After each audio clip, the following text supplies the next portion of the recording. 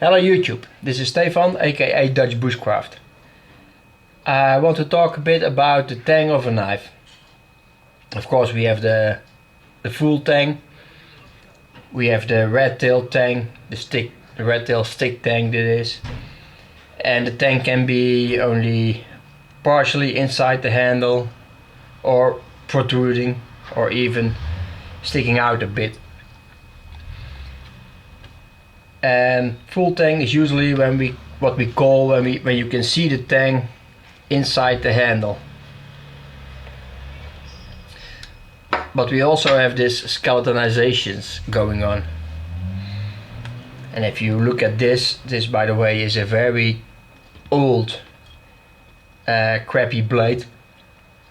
I just had to dig it up from an old box for this purpose.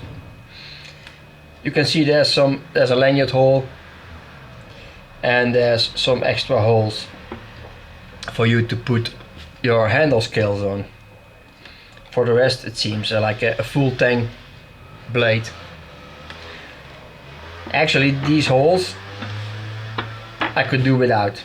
So just the one hole here, the one hole here and the lanyard hole would be sufficient. And that in my eyes would make it a completely full tang knife. Just only the holes you need to attach your handle scales to. It all depends on what you are going to use a knife for, of course. Because if you have really winter conditions, the exposed tang in the handle part is not the best option, maybe. Because it's getting cold. If you are in Arctic conditions, it's getting way cold. So that's why most of the Scandinavian knives have a stick tang. Or as you can see with the Valknivens, they have a broad stick tang protruding, but still it's a stick tang. So you don't feel the metal parts in the handle. We also have the skeletonized full tangs, and they still call it full tang. And that is where there are probably more holes drilled in there, or maybe even a big cutout. You know the blanks, you have seen them probably on YouTube already. And this is not what I would call a full tang, or not a true full tang.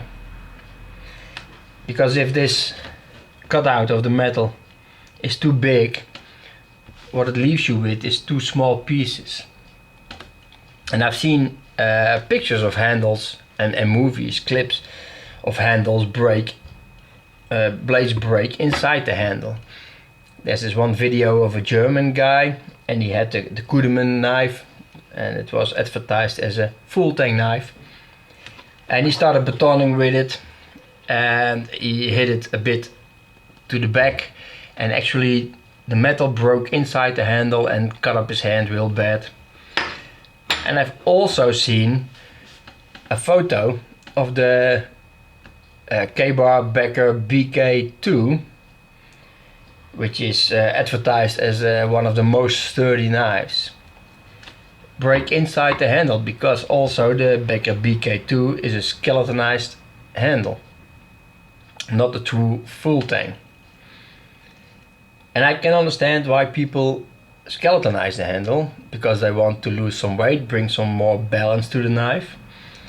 But in the old days, and some brands might still do, or some knife makers might still do, they tended to taper the back of the blade to lose some of the weight instead of skeletonizing it.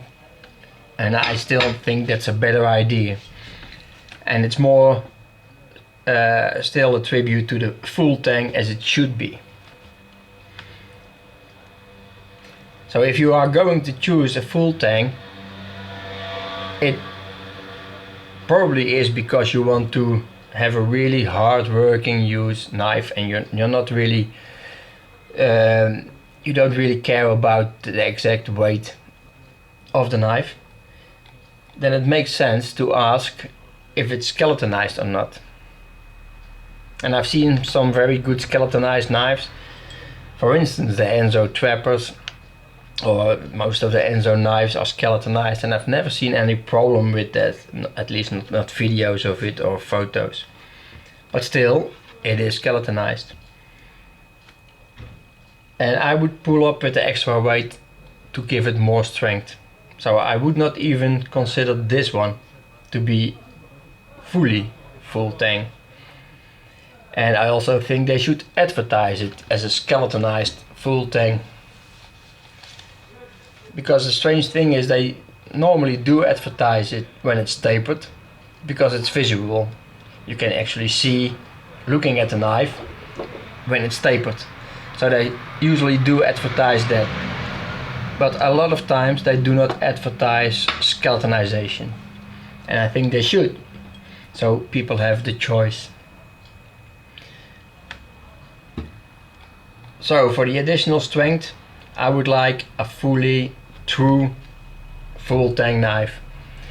And when I have to use a knife in really cold conditions, let's say Arctic conditions, I would probably go for more like the Valknieven way of approach, the broad protruding stick tang, so you don't actually touch the metal when you grip the handle.